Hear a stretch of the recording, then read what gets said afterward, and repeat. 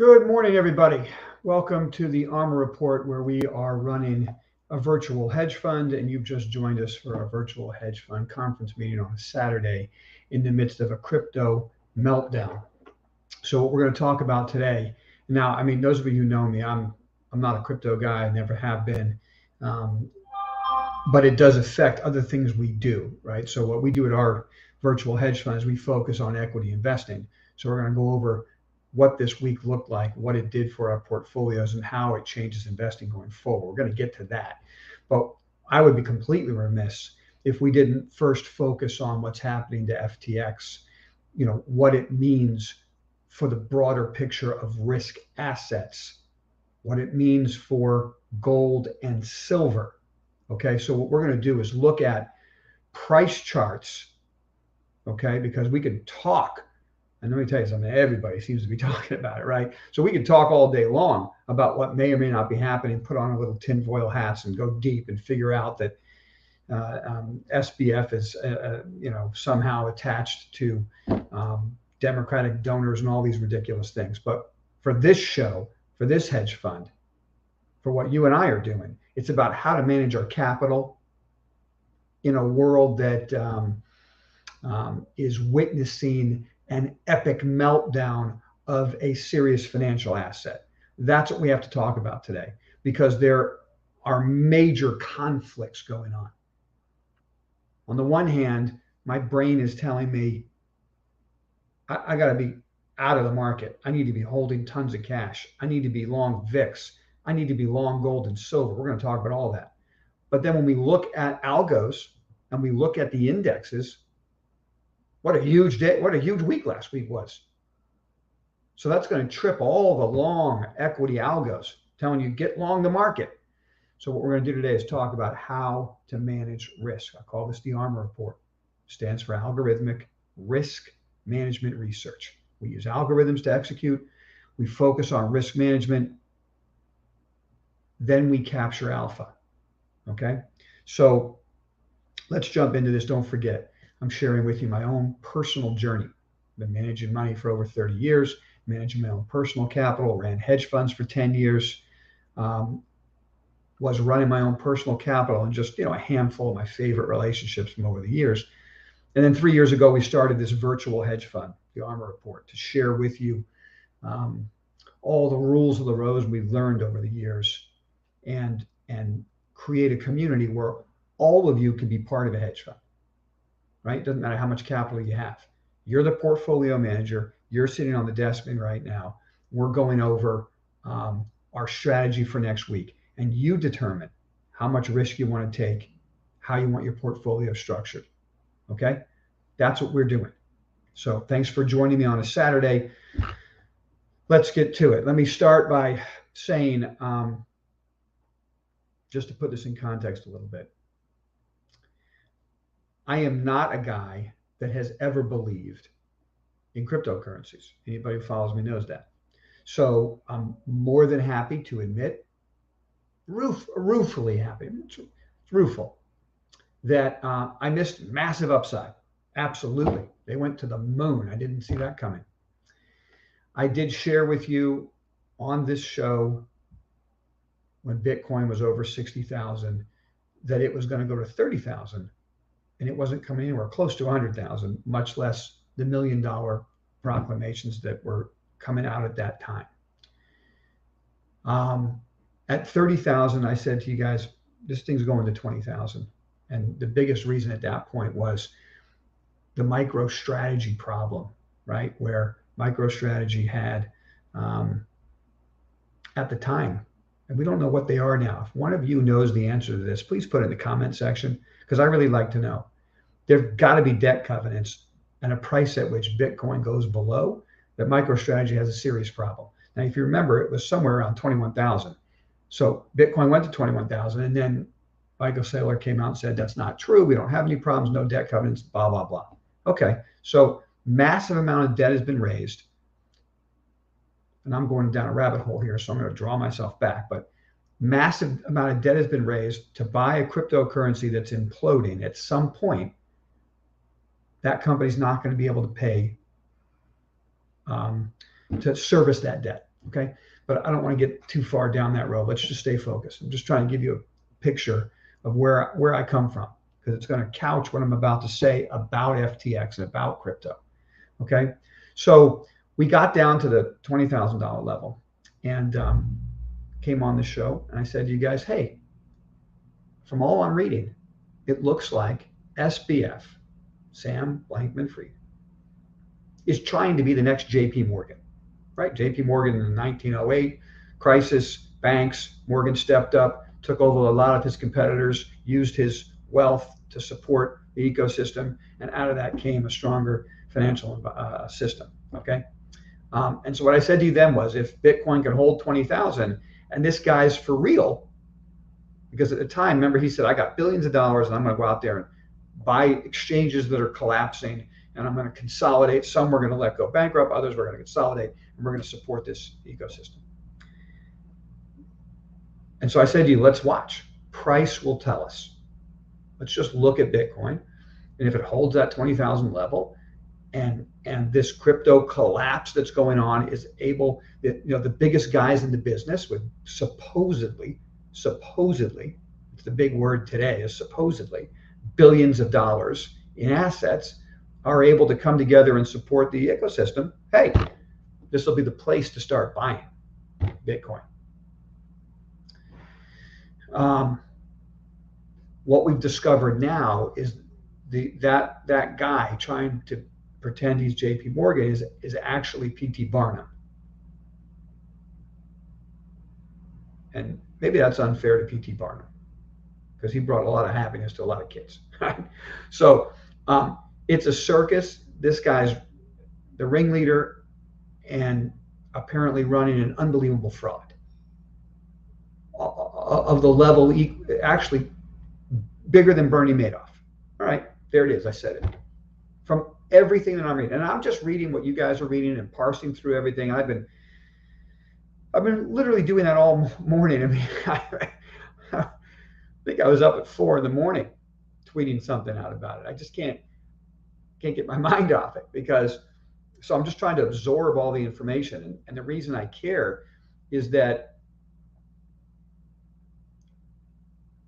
in the midst of this implosion, we get a confirmation of the risk monitor green signal, the algorithms that the ARMR report uses.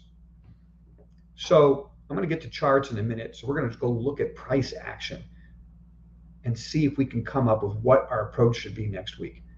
What were the ARMR reports doing? What were our portfolios doing at the end of the week? And then how are we going to execute next week?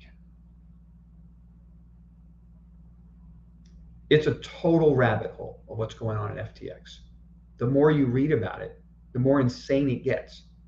It's writing the movie it seems like fiction. Just like Bernie Madoff. All the signs were there. All the clues were there. I'm going to go out on a limb and say something that might offend some people, and I apologize. But this is the culmination of being overly woke, falling all over ourselves to be woke instead of being honest. The people in charge of Alameda Research and the people in charge of FTX simply didn't have the background to be able to manage that kind of money. These are young people. I love young people, right? I was young. We were all young. Entrepreneurs doing our thing. I love it. But the best investments in my life is when there was a young entrepreneur doing all the right things to create a company. And then when he got big enough, when she got big enough, had the sense to bring in management with knowledge who could manage a situation. I'll give you an example. The best time to own Google was not when Sergey Brin was running the company, but when he brought in Eric Schmidt, who'd already turned around many companies and had a great track record as a technology leader and knew how to run a company.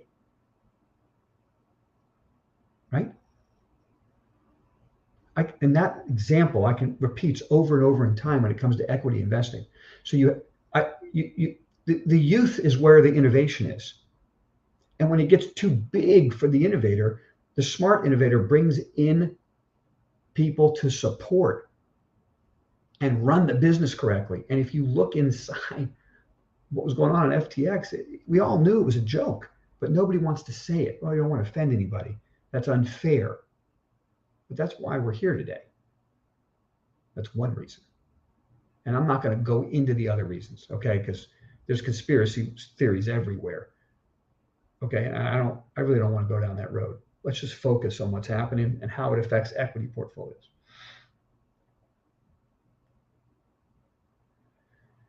So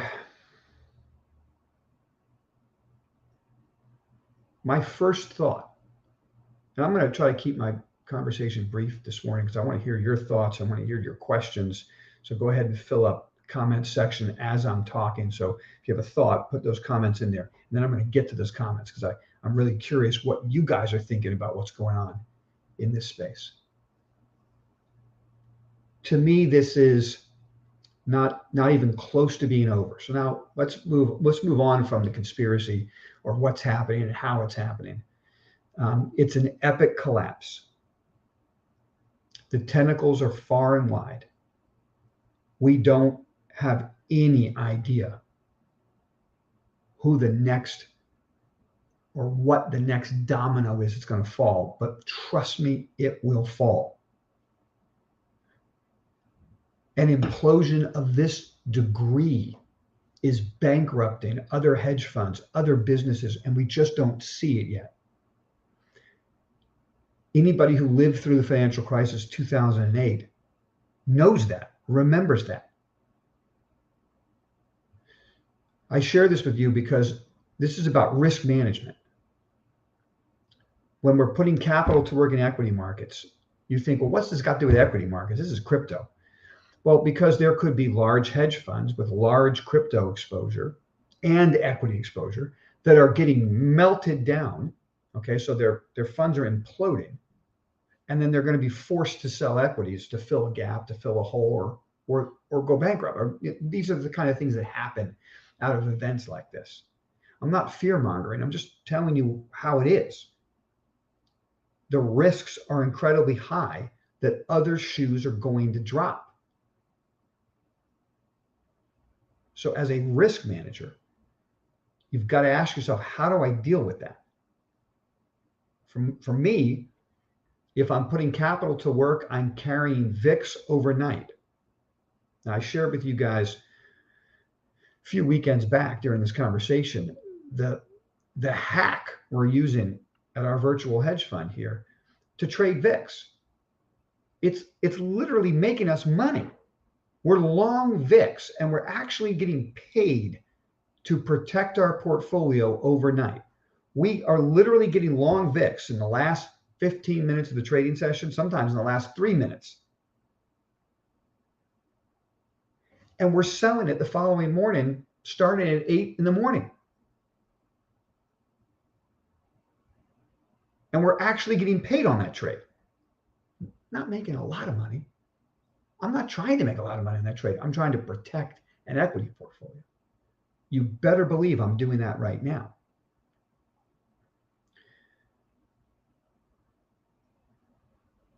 When you get an epic collapse like this, that's fraudulent. So the stories are coming out now that money is missing.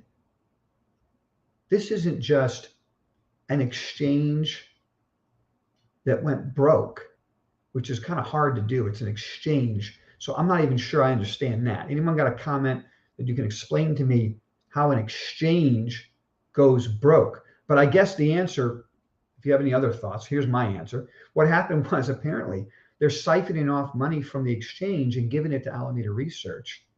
So they were taking client assets off the exchange, giving it to another part of their business, and then losing all that money. It's hard to wrap your head around it. It's like, so what are the ramifications? This is an unregulated business. So we see these things happen in normal financial markets, Bernie Madoff, whatever, banks. We see fraud all the time. Enron, this reminds me a lot of MF Global, John Corzine and MF Global. If you guys remember that, that was a commodities exchange. Remember that? At the core of all of this, and this is for you gold and silver enthusiasts, at the core of all of this is basically rehypothecation of assets, where a client thinks they own something. It says that when they go online, look at their portfolio, they get a sheet of paper that says they own it, but they really don't, because the exchange or the brokerage firm in the very fine print says that they're able to lend out that asset or do whatever they want with that asset multiple times. It's amazing to me that that's legal, but it's like a legal form of a Ponzi scheme, right? You can, if you're running the business correctly and you're lending it out correctly, and the brokerage firm or the exchange is getting a return on that lending, right? And nobody rocks the boat and nobody demands their asset, it's okay. You can keep rehypothecating forever. And then there's that moment where everybody wants their asset. And MF Global goes bankrupt because they don't have the asset. They've lent it out over and over and over again. This speaks directly to gold and silver investors. We've known for decades about the rehypothecation problems all over precious metals. So what I want to do now is walk you through a number of chart patterns, and let's see what it's telling us about how we should invest going forward. I'm going to make some assumptions. Feel free to argue with me. Put it in the comment section. You think I'm wrong? Great. Right. As an investor, we all have to make assumptions. I'm going to show you a picture that I see. I'm going to paint that picture. And it's going to help you understand how I'm directing the virtual hedge fund assets that I'm running. So to wrap up my thoughts on FTX, you haven't seen the end of the story. The story is going to get worse. I put up this comment for you. The redemptions on Monday from every institutional vehicle that's designed for crypto investing is going to blow our minds. So we should see dramatically lower prices. The worse the story gets, and the story keeps getting worse,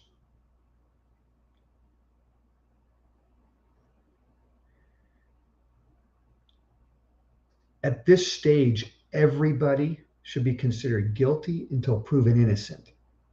Every exchange is vulnerable. We just found out now, apparently, that FTX has been hacked, and how many billions of dollars have been stolen because it was hacked. The problem with that story, for those of you who are crypto enthusiasts, is that if that's actually true, that an exchange was hacked, then that means every exchange can be hacked until proven otherwise. I don't know who would own shares of Coinbase. Who would own shares of Silvergate? Now, of course, these companies are going to come on CNBC and they're going to put out press releases about how sound their financials are, about how much cash they have, about their cash flow, right? About how they've done things to protect themselves, about how they're distanced from FTX. These are the same protestations we heard from all of the banks in 2008, and it didn't matter, right? Lehman went bankrupt, Bear Stearns went to $2, Citigroup, all of these stocks imploded because the belief in the financial system had been rocked. Some of those stocks imploded erroneously. There was nothing wrong with the companies. But that's how the panic works. See, even solid companies get sucked into the panic. So how do we invest capital right now in this market and manage risk at the same time? This is what's keeping me up at night, and I'll show you why. Let's go look at some charts. I'm going to start with the dollar. On prior weekend reviews of the ARMR Report, I have been sharing with you, going back really to the beginning of the top right here in September, that there's a top forming in the dollar, that a 20% rally in the dollar is not sustainable. It's a record rally in the dollar, something you've never seen before. And quite frankly, that move was disturbing to me in and of itself. Like, it doesn't make sense. There's something going wrong in the financial system when the dollar goes up to that degree. The dollar was trading at a 20-year high. And just for you gold bugs out there, here's a fun statistic. The dollar was trading at a 20-year high. And 20 years ago, gold was trading around $300 to $400 a share. Let's just put it in perspective. Okay. Gold's trading above 1,700.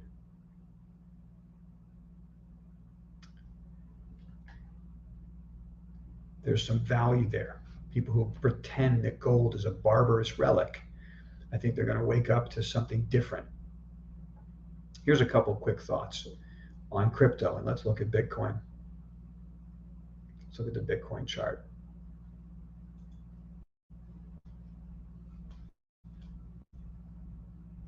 Okay. You can take that line off now. So what we really should do is put this line in the sand here. Okay. We'll make it red together because that's what it is. Okay, so there's the beginning of a major breakdown right there. Now, I think a lot of crypto guys are hoping that this is going to reverse and immediately recapture. Okay, great. If it does, we'll move on. Okay, I think this is going a lot lower. Hang on a sec.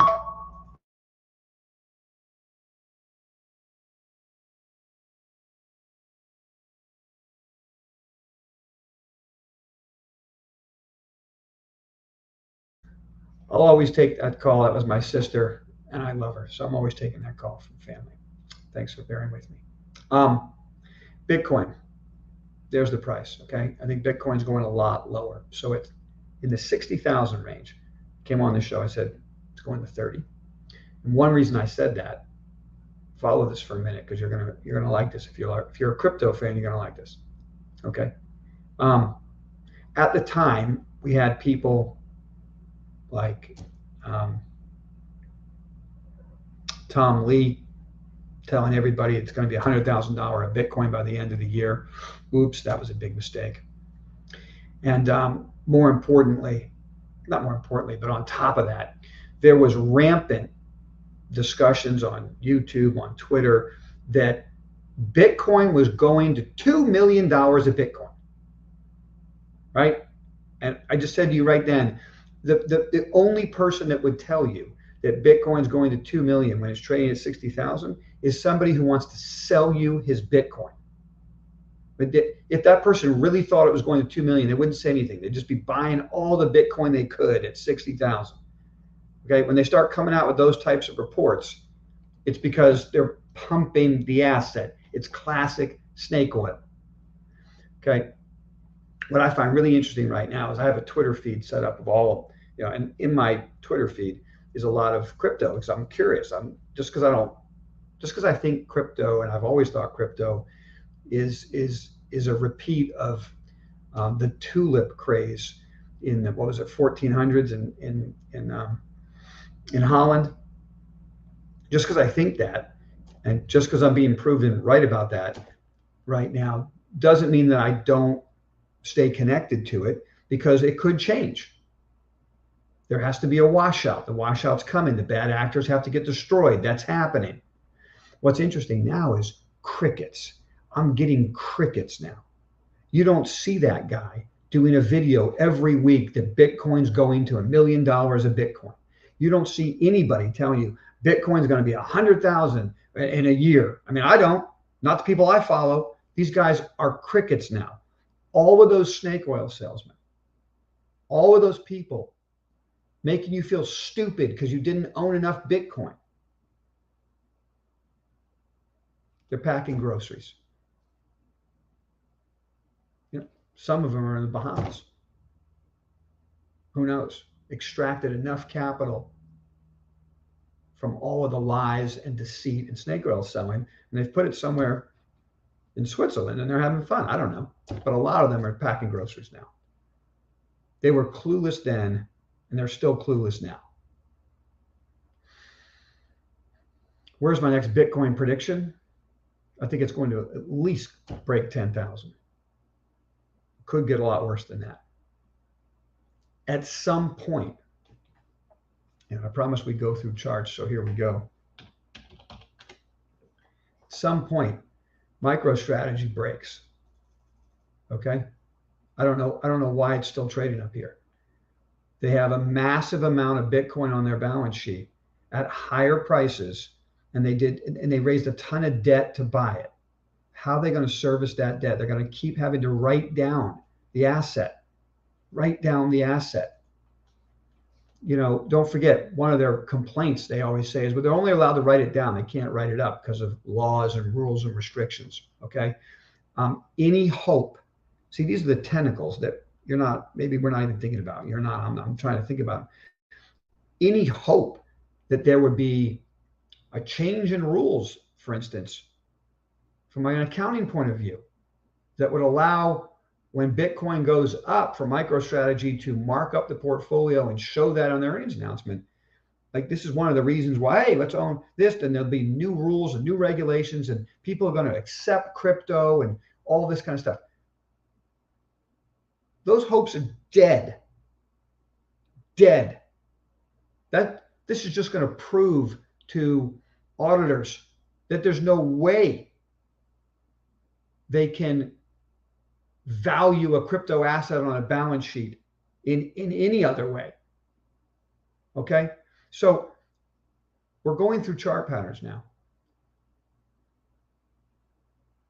I'm not making a price prediction on what's going to happen on Monday. I haven't the slightest idea, right? And some of these stocks are going to go up big for a day or two because they'll make announcements. They'll have, we're financially sound. There's nothing wrong with us. This, that, and the other thing. We're getting support from our backers.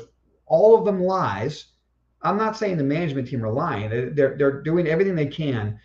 You know, they've built a sandcastle, and the hurricane's coming, and the water's coming over, and they're trying to man the breach, you know, and doing everything they can. But this is exactly what they did in 2008, all the way down. Citigroup, all the way to $2. And the whole way there, we're fine. Our finances are fine. Press releases. We got an injection of capital. None of it matters.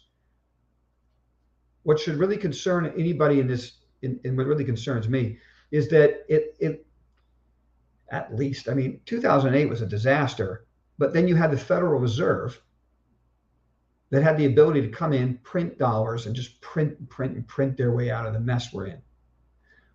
Somebody remind me, what's happening now at the Fed? What's the Fed doing right now?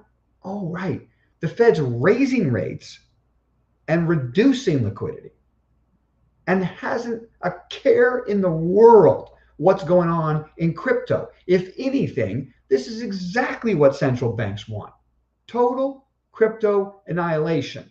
And then out of the ashes will come central bank-backed digital currency. Yeah, there'll be blockchain, there'll be crypto, and it'll be controlled by the people you don't want controlling it. That's where this is headed. And in the meantime, you know, there's this tendency, at least for me, I thought to myself, well, it's a small part of it's not a huge part of the financial world, so blah, blah. It's like trillions of dollars have been lost. Never to be recovered. And there's funds out there that commingle. We're going to find out what's happening over the coming weeks.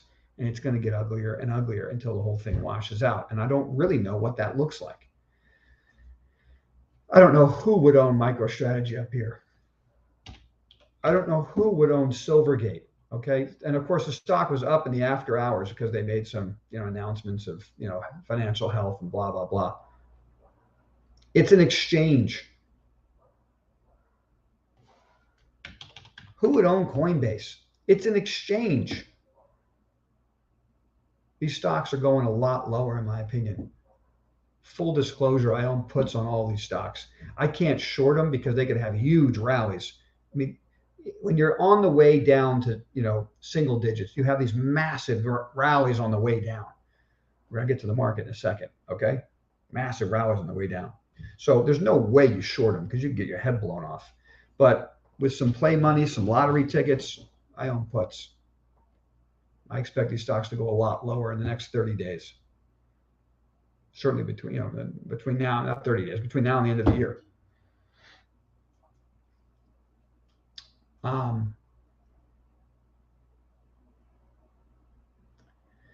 So we get back to the dollar, an epic collapse in the dollar. So let's shift over now to talk about equities.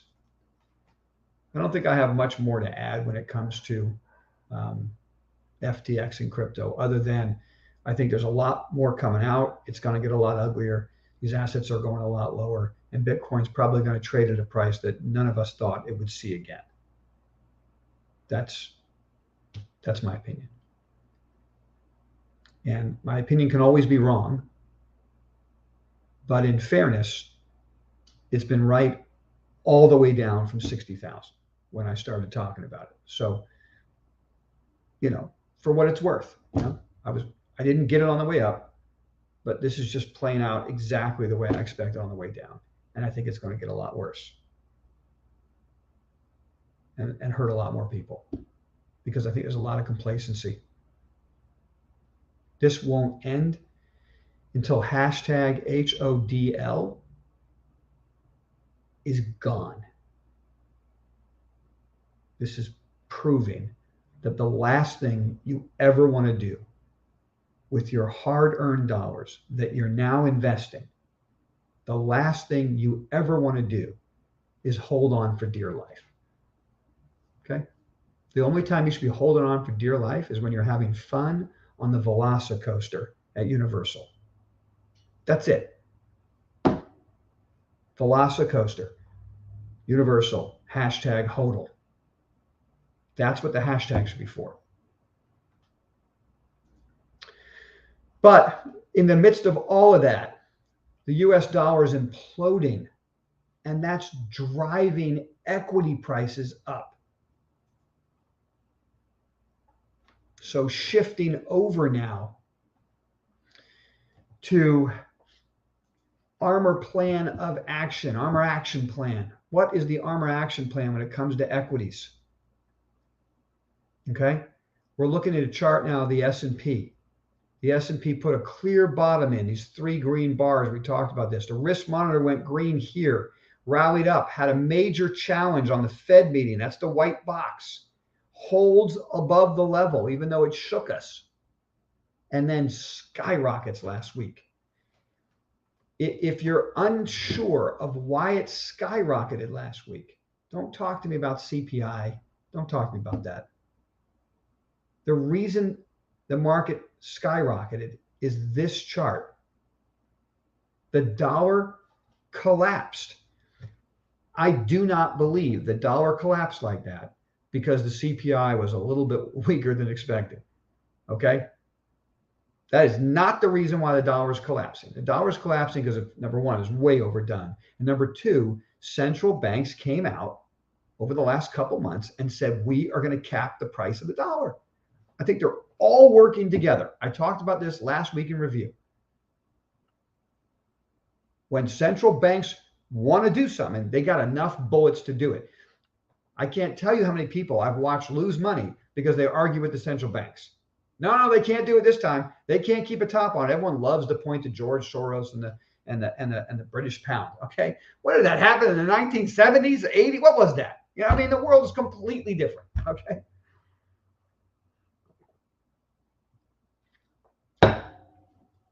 The Fed's out there raising rates and is going to continue to aggressively raise rates. That's what the Fed said. You say to me, well, it's only 50 basis points instead of 75. any rate increase is the wrong direction for an equity investor. Let's don't pretend it's anything else. So the ARMR Action Plan, I'm having a real hard time with, I'll be honest with you, because the algos are telling me to get long the market in an aggressive way. And my brain is telling me this is a bear trap, a bull trap. This is like the most obvious bull trap in history.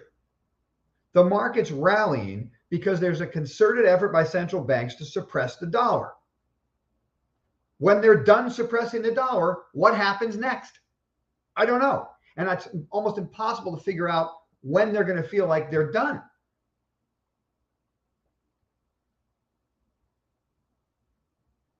So it's very difficult for me right now to put money to work. So let's look at the algos. The ARMR Risk Monitor.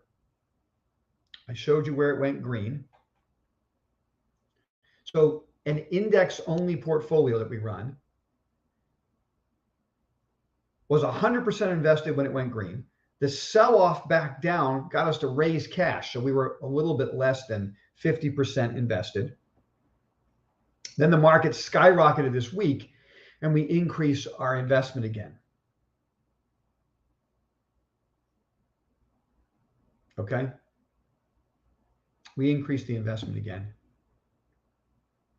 And the reason for that, if I divorce my brain from what's going on and just look at the algo, what it's telling us is it's really the most bullish picture I can come up with from an algorithmic standpoint. It's that bullish. It's incredibly bullish. So on the one hand, we have a collapse in crypto, trillions of dollars getting lost, massive corruption, implosion. And I'm getting the most bullish algorithmic entry point I could possibly come up with.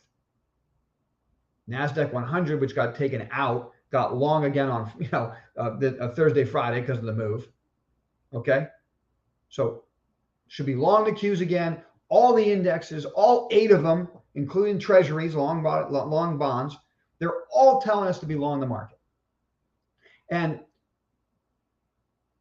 some of the best signals occur when you get long. There's a test, a real ugly test. In this case, aggressive Fed, ugly test. But you hold above the lows and then you close higher by the end of the week. That is as bullish as it can get. So how do I manage risk in a market like this? I've got to be long. So in my actively managed portfolios, which is not just a pure index only, the index only is 100% long. That's what it does. It went to less than 50% long, and by the end of the week, it's 100% long again. It's an algo, right? They just run it that way. We have a SPY swing strategy. It's 150% long the market. It has been since the entry point back here. Actually, we had a bigger position on it. We cut it in half. Okay. Since here, it ran up. We had to cut it in half on the big down day. We held the half, which gives us 150% exposure. And so, boom, skyrocketed. Actually, it's the best performing portfolio that I'm running, right? Because it's the most difficult to follow because the market was crashing on Fed day and we still had 150% exposure. So that was a really ugly day. But by the end of the week, it's a huge week. My actively managed portfolios, where I use my brain more, are underperforming because all the action going on around me and the implosion in crypto and all these things are telling me there's no way I should be that long the market. The CPI number came out. My brain was like, I can't imagine the market being up 7% at the end of the day. And the NASDAQ was. Okay. It happens. It's happened 20 times since 1971 where the NASDAQ was up 7% in a day. 20 times. 16 of those times was in a bear market, meaning the market went lower after that move. 4 times the market went higher. That move marked the bottom 4 times. Twice in 2009, March of 2009, twice in March of 2020. Remind me what the Fed was doing during those periods. lowering rates aggressively, and initiating quantitative easing, the likes of which the market had never seen before in history. In 2009, we never heard of QE. And in 2020, it was the biggest QE program in history. Right now, the Fed's raising rates. The Fed's lowering liquidity, quantitative tightening. So what do? The algos don't know about that, right? The algos don't look at what the Fed's doing or anything. They just trade what they see. They just trade price movement. And sometimes I wish I could just run all my money that way. Forget it. Just run it that way. But I've got a brain. I've been doing this for too long. So I manage risk, algorithmic risk management research. I am long in my managed portfolios. We are focused on commodities. We're focused on commodities because of that dollar chart. Okay. The dollar is breaking down like this. Commodities are going a lot higher. If the dollar is just capped, just stop the massive uptrend. So let's say the dollar breaks down to the 200-day, goes sideways for a while. I think commodities are going berserk. They've been suppressed for so long in an environment that makes no sense. Gold, silver, we'll get to that in a minute. There's just no way they should be this suppressed, right? We look at the supply chain. We look at the amount of gold and silver being sucked off of the exchanges. They're a powder keg to explode. So it kind of dovetails nicely that in a world of imploding crypto, I think people are going to want to own hard assets. When there's a hack going on in an exchange, people are going to want to own hard assets. And when there's and my question here is, there's always that lurking fear in gold and silver. Take a look at the gold and silver charts. There's always that lurking fear in gold and silver that you don't really own your gold and silver. GLD, SLV, these are ETFs. Those gold bars aren't there. Come on. It's been rehypothecated many times. There's going to be a point in our lives where people demand their gold and silver. And what happens? Because it ain't there. And a lot of it has been sucked into Asia.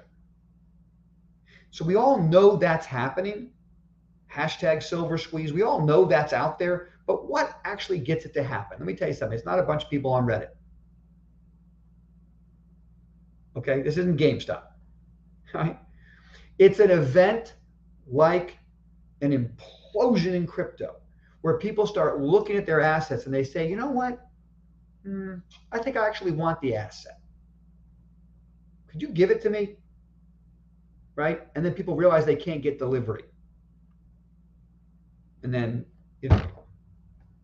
where do you price these assets? So when I'm building out a portfolio right now, I want exponential upside for the risk I'm taking, or I don't want to put money to work. Precious metals are an example of that. And I want to do it at a level which we did. Okay, we bought, this is the day we bought gold and silver. Right here. Right there, we were loading up on gold and silver. So we enjoyed massive up move in precious metals this week. We were not out there paying up for it because we already own it. We bought it cheap on a double bottom on gold. This is a weekly move that's beginning. I could add to it. I may add to it. We own it so cheap, I might double my position. And I got a good size position. This is just getting started. And I submit to you that it's getting started. This is silver now.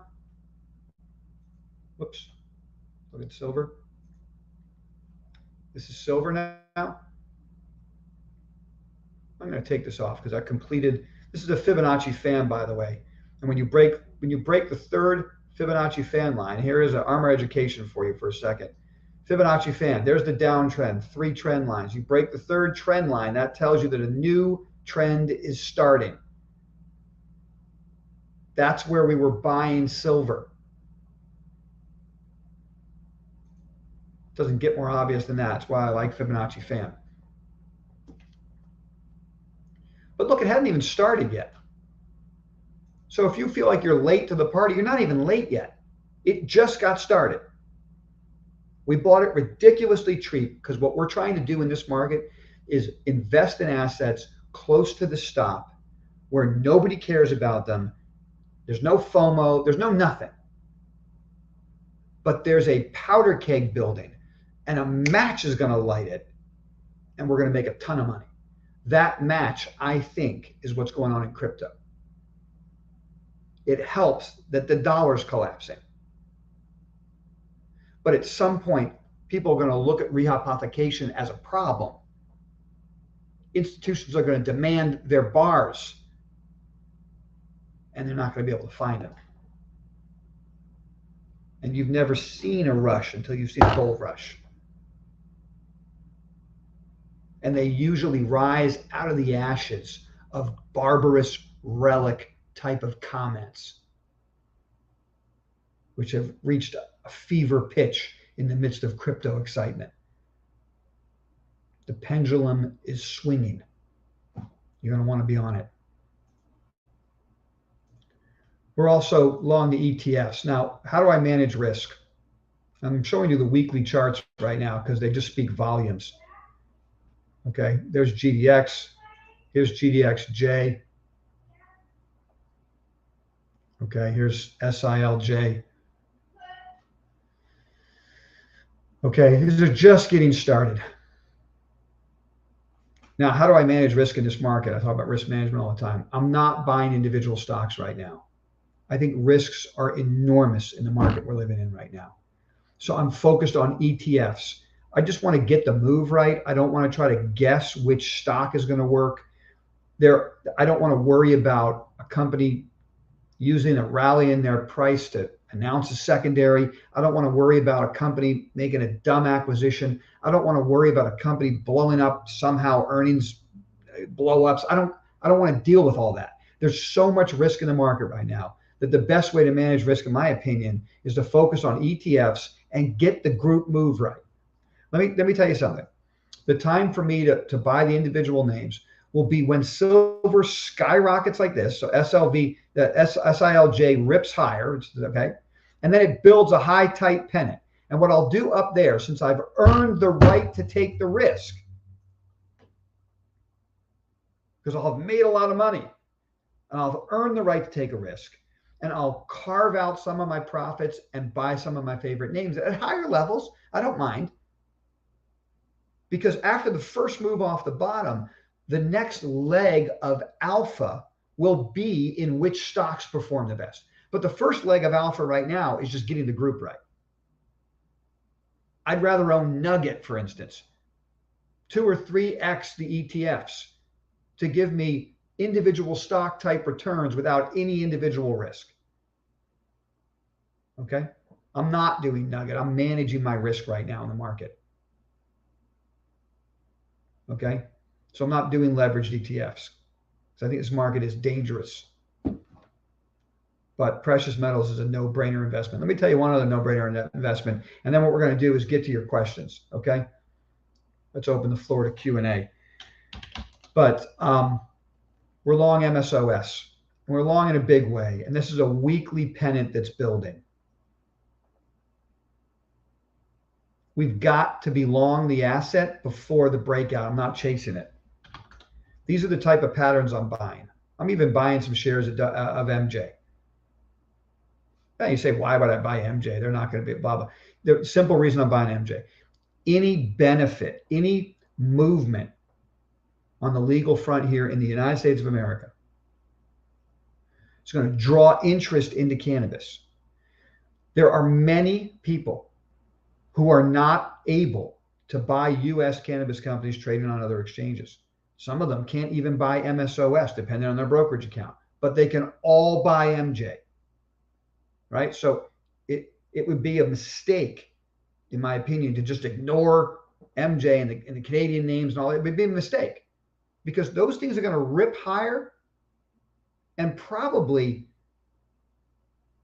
I don't know. It depends on what the announcements are, but they may outperform for a while simply because there's a rush to get involved in cannabis, and a lot of assets can't do the other investments, so they just go there, even if it doesn't make sense right away. Okay, doing research on, CGC. We've built a position in Canopy Growth. Okay, doing research on GrowGen. All right, I've built a position in GrowGen.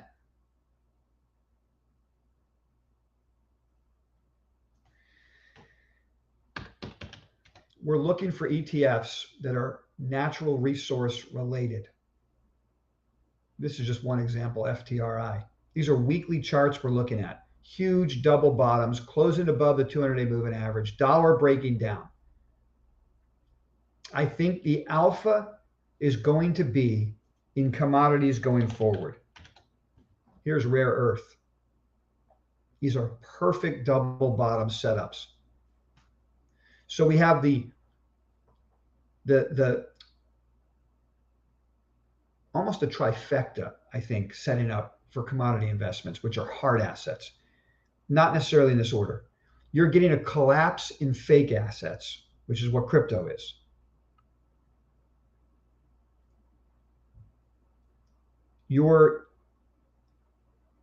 I know that upsets a lot of people, but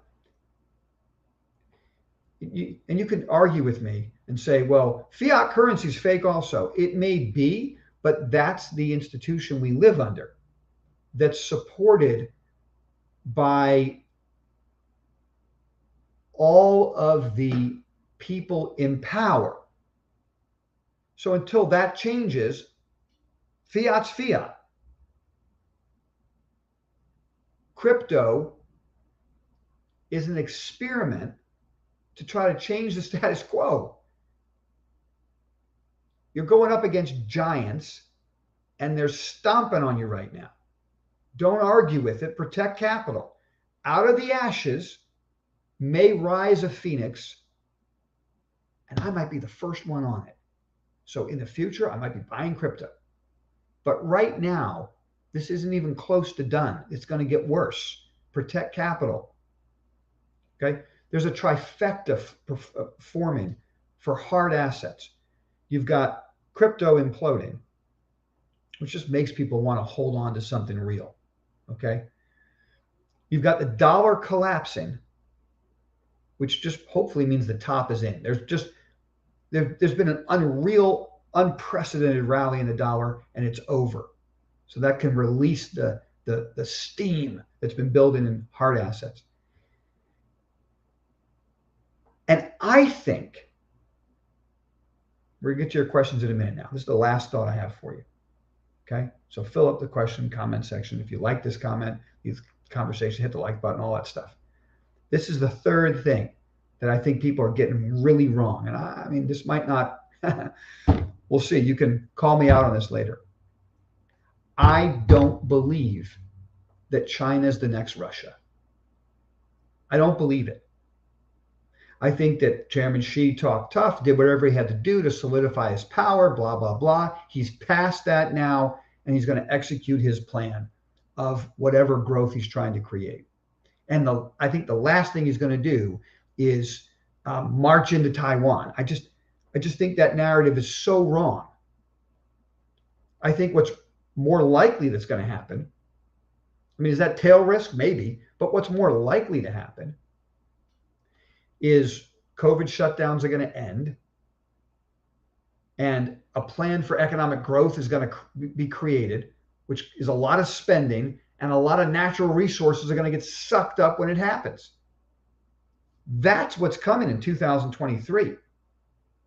It's China building its world dominance through economics, which is wildly bullish for commodities. So I have exposure to indexes. I carry VIX overnight to protect myself. I short intraday indexes against my long investments so I've got long investments, and then intraday, if I need to, I have sell stops out there, and I get short to protect myself against dislocations. I put my VIX trade back on at the end of every day, which doesn't cost me anything. So why wouldn't I do it? I'm protected against insanity overnight, over the weekend. Even if it cost me something, I'd still do it. It'd be worthwhile.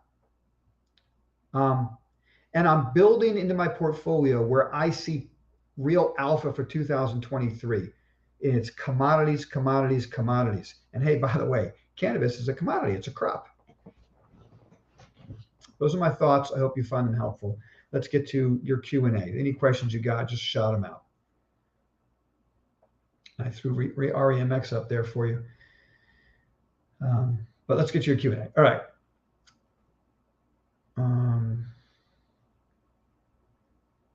Dennis, you think Zim have a nice run since Biden's meeting with CCP? Let's take a look at Zim. All right. Well, first of all, the thing about Zim that I love, and we'll look at the chart. I know you have to see my face. Look at Zim. All right. So I'm looking for stocks that are down big, right? And I can buy them close to stops that make sense. All right. That chart's a little too, but maybe not though. It looks like a pretty good pattern's forming there on Zim. I'm going to start, I like to write down these conversations. You guys always come up with good ideas, and I write them down and I look into them for next week. So I'm going to put Zim on the list. It's an old favorite, as Erez would call it. It's a fallen angel. And that's an interesting looking chart pattern. So I got to do some research there. Maybe Dennis will listen to the conference calls and get up to date on the story.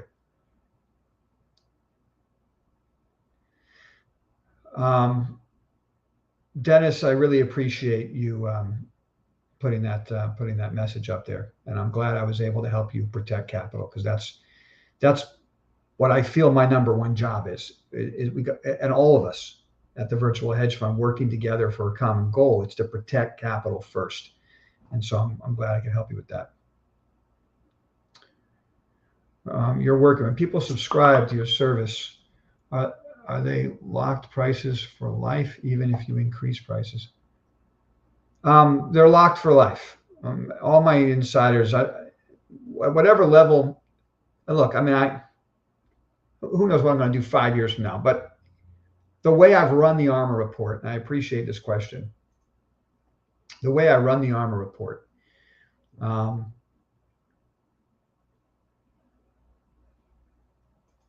is that whenever somebody comes in and at the level that they've chosen, that's the level that they pay. Now, it's true, I raise prices over time, occasionally. I don't do that often.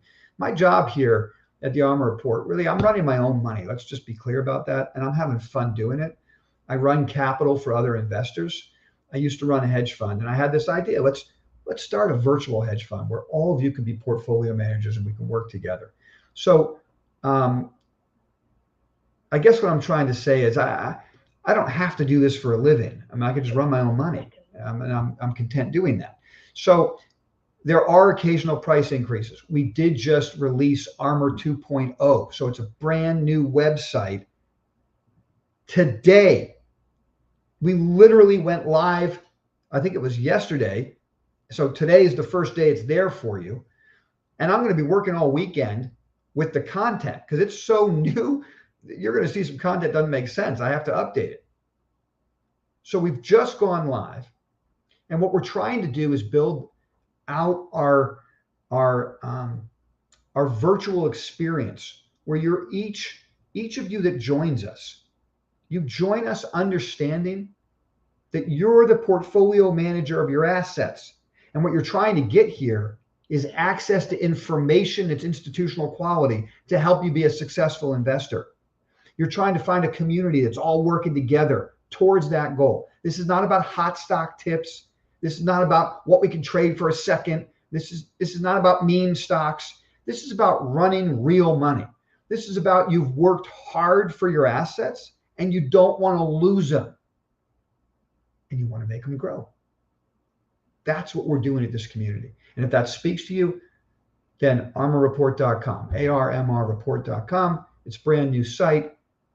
Take a look at it this weekend and see if it makes sense for you. And yes, if you subscribe, that'll be your subscription price for life. So thanks for that question. I appreciate it. Tech Monkey. Hey, Deb, how you doing? Buy, sell, hold PSLV.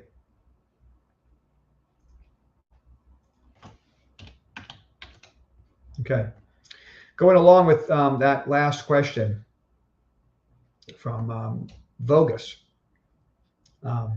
If you were an ARMR insider, you would already be long PSLV cheap. So let me just get that out there first, Deb. Okay. So what you're asking me now is, should you pay up for it? Okay. That's what you're asking me now. Let's just make sure we all understand that.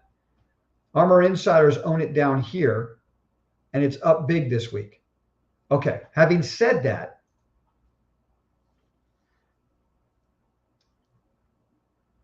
I have room in my portfolio to increase my exposure.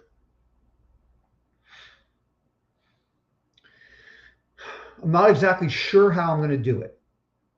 I don't know if I want to own more of the mining stocks.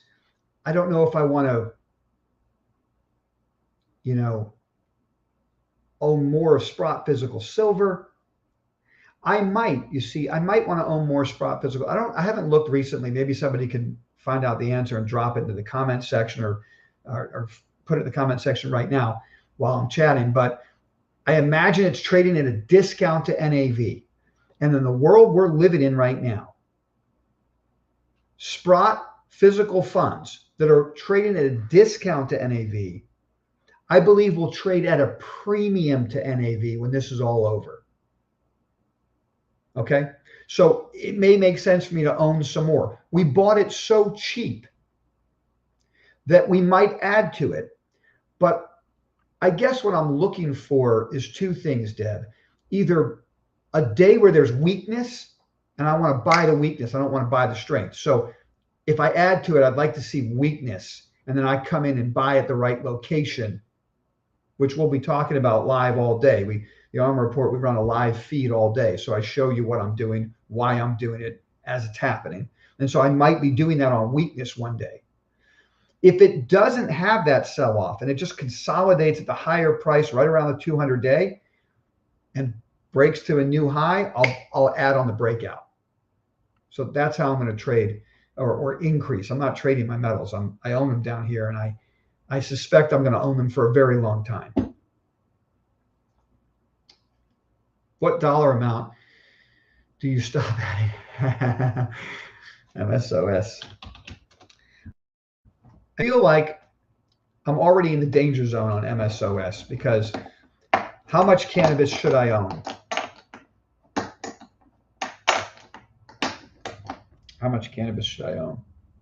I don't want to get over my skis in cannabis. I love cannabis. I think it's a great idea. I think any legislation. I know there's guys out there talking about how, well, there might be legislation, safe banking, but that won't allow for up. It doesn't make a difference. Let's don't split hairs.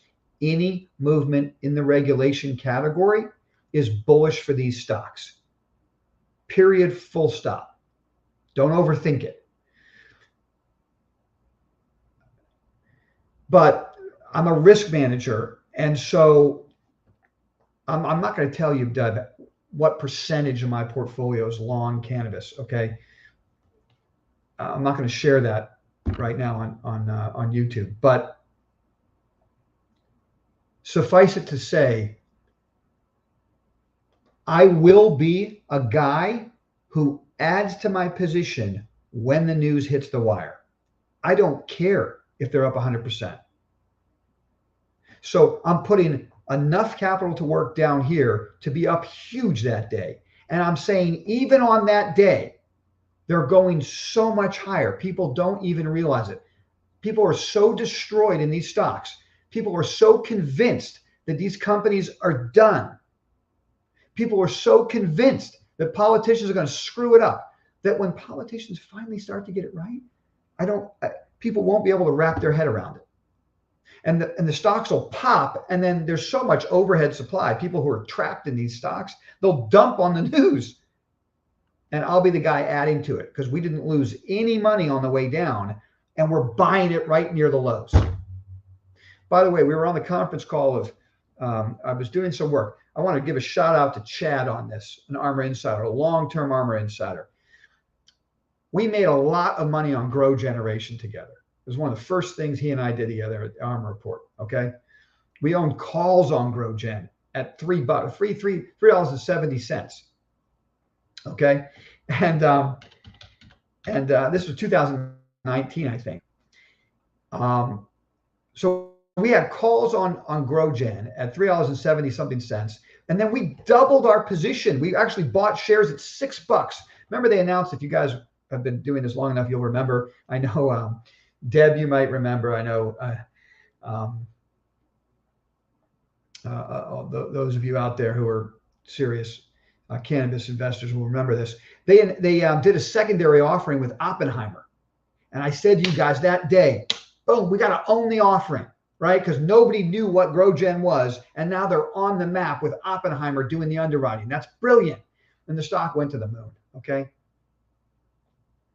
And the stock ran into the 20s, and I sold it in the 20s, even though it went to the 50s. I sold it in the 20s, full disclosure, because I can't stand the management team. And so I went and Chad said to me, shouldn't we be looking at this thing again? And I was like, God, I can't stand the management team. I can't do it. He said, but look at the price. It's trading below $6 where we originally started making all this money. And he made a good point, which was,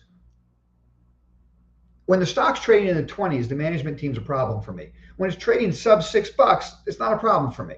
The reason that they're a problem is when it goes to 20, they start selling all of their stock, right? They're insiders. It pops. They dump on the market. They do secondary offerings for selling shareholders. They do all the wrong things. So, anyway. But he said to me, Brett, shouldn't we do this? So we all went during the live feed, and we listened together to the conference call. And the most recent conference call.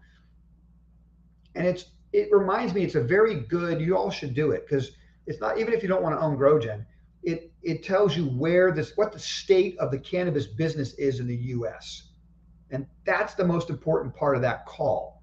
For ARMR Insiders, the new website, you can go to armorreport.com, and you can go to the research section, right? So whenever we listen to a call, I write for you all the comments that matter to me, having listened to hundreds of thousands of calls over the years. I tell you what I think really matters. And you can go now to this part of our website. It's one of the reasons why we came out with ARMR 2.0. I think it's lots of fun. We made it a dynamic research page. You could put a symbol in and search for everything I've ever written about GrowGen, and boom, it'll pop out all the things that we wrote about yesterday, and give you an idea of what that conference call meant to me. So anyway, what dollar amount when I stop adding the memo? So I can't tell. I don't know. I can't tell you how to run your own money. So I never would deign to tell you how much you should put in, or where you should stop buying it. And we don't know what the stories are. So as the stories come out, but I need my position in down here, and then when it skyrockets, I'm going to figure out what I want to do next. Do I like TLRY? Well, like I said to you, I bought some shares of MJ, which obviously owns TLRY. I don't want to own a whole bunch of the Canadian companies. I do own Canopy Growth. I bought Canopy Growth because I like what they're doing.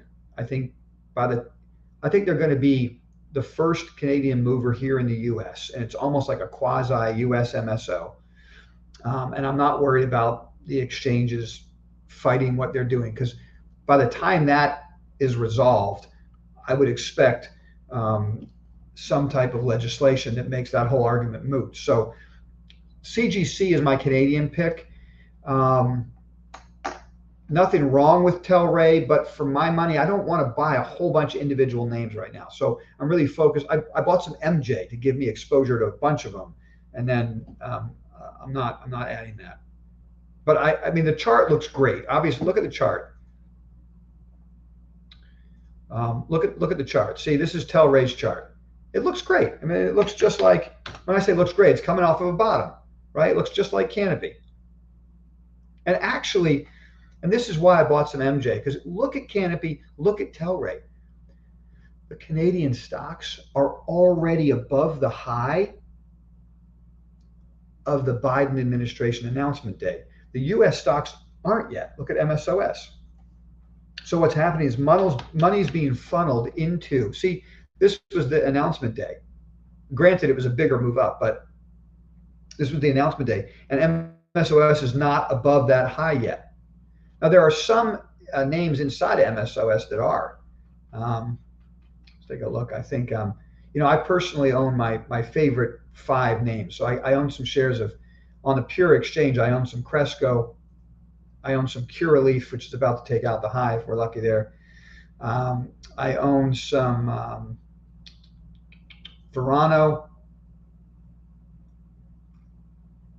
And don't forget, of course, I own TrueLeaf, which is actually underperforming a little bit.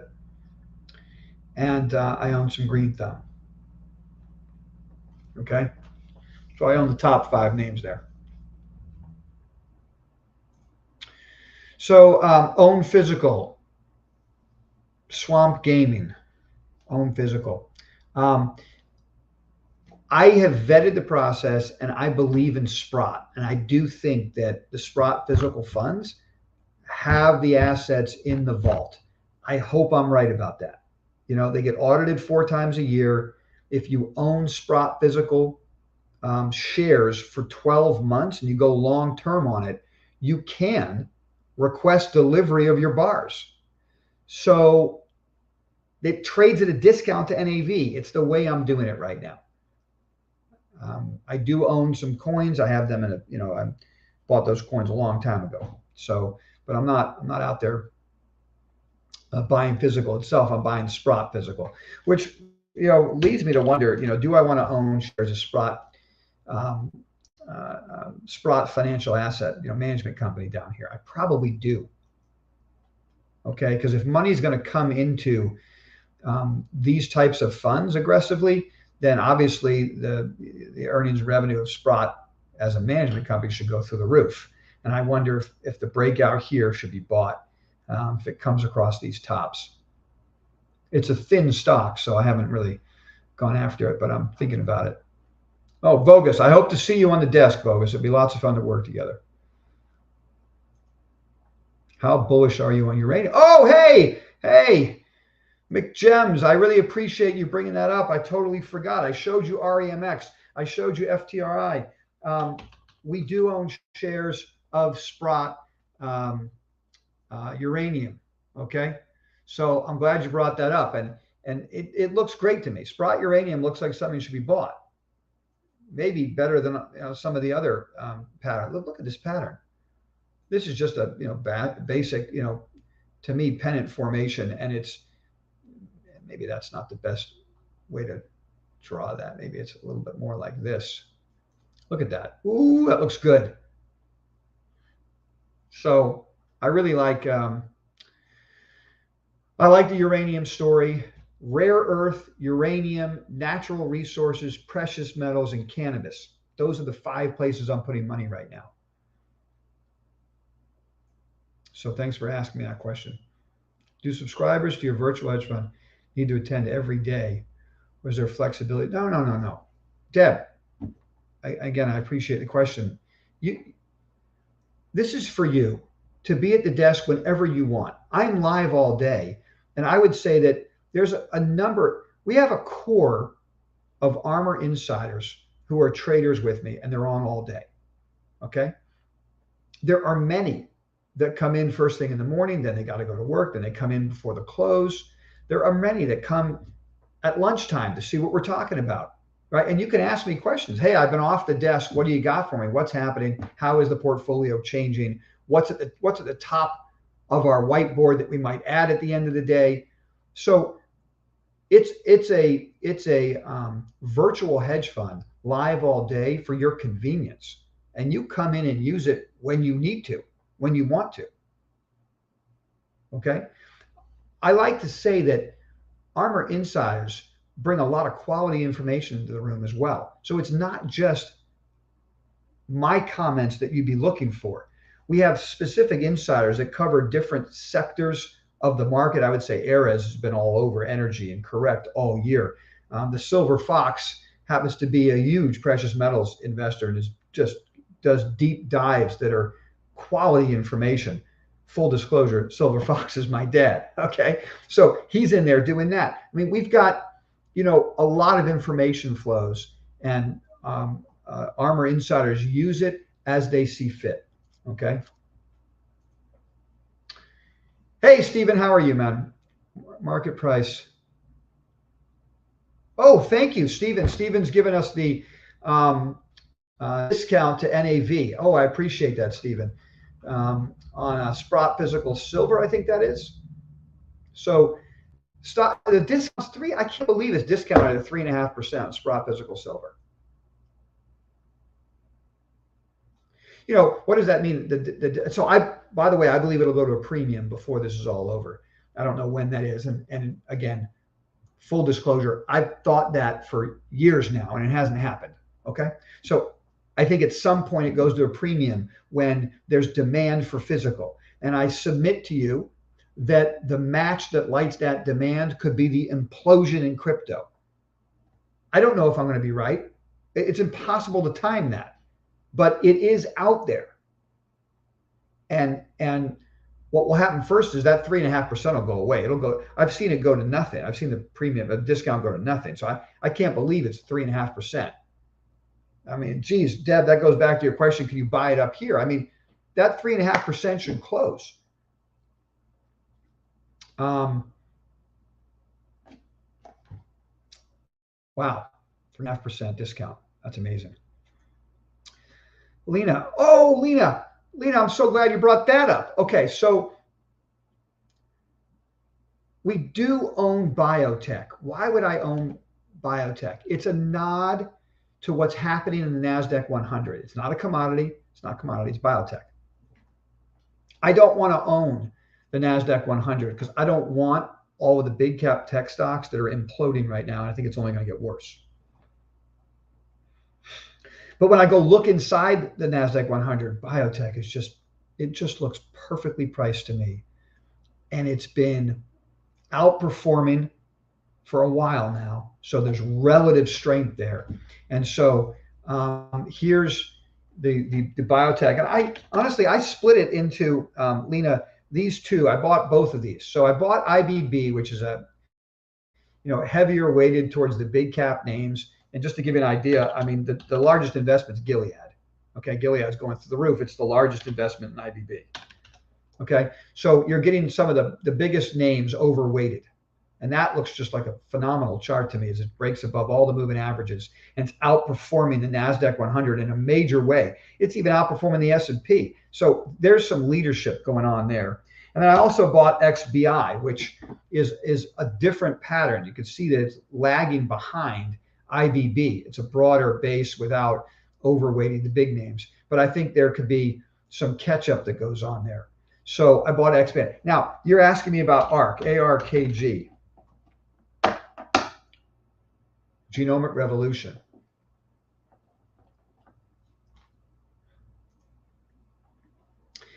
And I'm gonna say something here.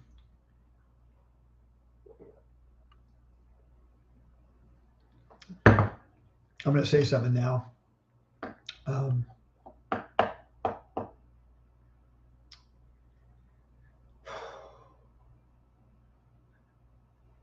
In the midst of this epic collapse in crypto, I'm not sure I can trust Cathie Wood. I don't want any of her funds right now. I'd rather put together my own genomic revolution and buy the stocks that I think are great. This woman is still calling for $1 million Bitcoin. I mean,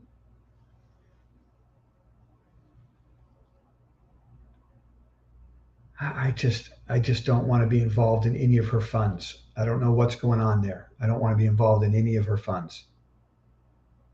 I'm not suggesting something nefarious. I'm not saying she's stealing from here to make up over there. I'm not saying that. I would never say that. I don't know that. I'm just saying there's something really wrong going on in crypto, and she's loaded to the gills. I don't want to touch anything that has to do with ARK at all.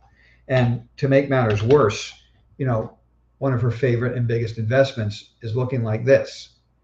I mean, this looks like it's about to fall off a cliff.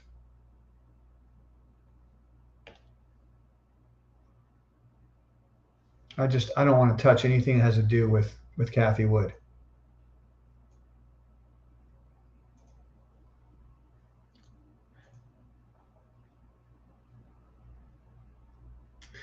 Oh, what price per share? Okay, Deb, I see your question now. What price per share would I stop adding of MSOS?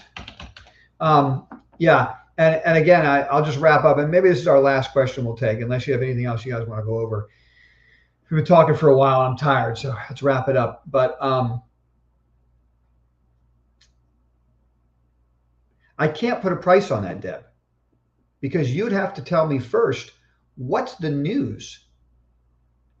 Is it reclassification? Is it declassification? Is it just safe banking? I mean, what is it that's going to happen? If you told me it was declassification,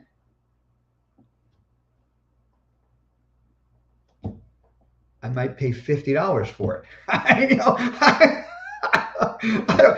own a lot of it down here. I've been making a fortune, and I might build my empire on cannabis if it was declassified. You see what I'm saying? I mean, obviously, I'm joking. I wouldn't pay 54, but I think these stocks can go up multiples from these prices if we get movement, on the legislative front in any meaningful way. Hey, P.S. Better say this. Let's be sure we're all clear. A lot of risk involved. If they continue to fumble the ball and they decide to do nothing, these stocks are going to crater and I'm going to lose money. So let's don't forget that, right? So there's still risk out there. I won't put all my money to work. The news is going to come out. I'm going to see what the news is, what I think about it, and then I'm going to decide what I'm willing to pay for it. And I don't know what that number is going to be, but I guarantee you I'll be talking about it just like this when it's happening live. So ARMR Insiders, we're all going to get together, put our heads together and figure out what is this thing worth based on that piece of news. And that's the benefit of being part of a virtual hedge fund, because we're all portfolio managers working together, and we're going to get into a conference room, virtual, and say, okay, here's the news. What can we pay for this thing? What's too much? What's crazy? What makes sense? Get a consensus. Boom. And then we all go do our own thing. I mean, consensus could be X and I could be higher for it. I don't know. But we'll all be talking it out together. And I think that's the power. And the reason why I started the virtual hedge fund, quite frankly, is to give individual investors that kind of power that institutional hedge funds have. That's precisely what hedge funds do. So we all can do it together. Hey, let me tell you something. Just because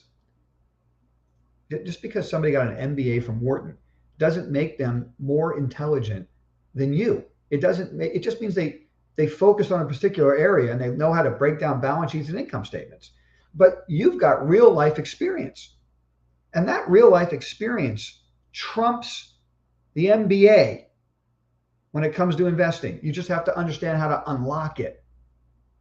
Example, ARMR Insider, Joey runs car dealerships, told us early we had to be shorting Carvana like crazy.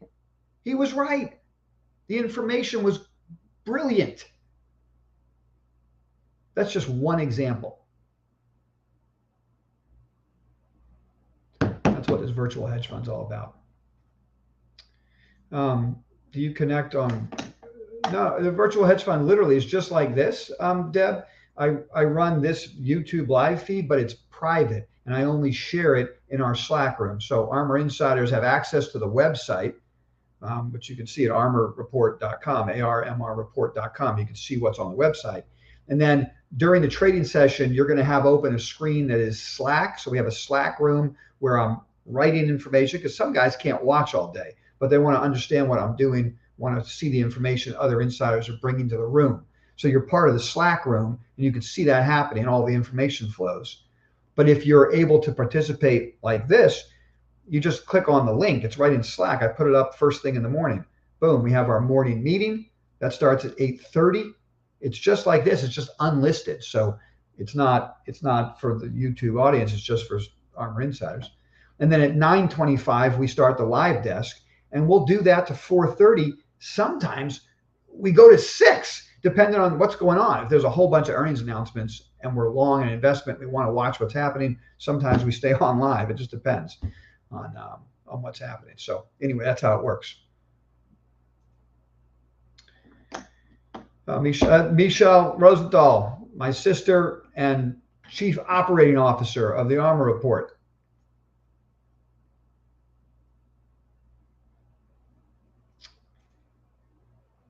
All right, guys, listen, this has been lots of fun. I appreciate you all spending time with me. I hope it helps. I'll see you all next week, ARMR Insiders, 8:30 Monday morning. We'll get our day started. All right, everybody have a great weekend. Try to relax because it's only going to get more crazy. Take care.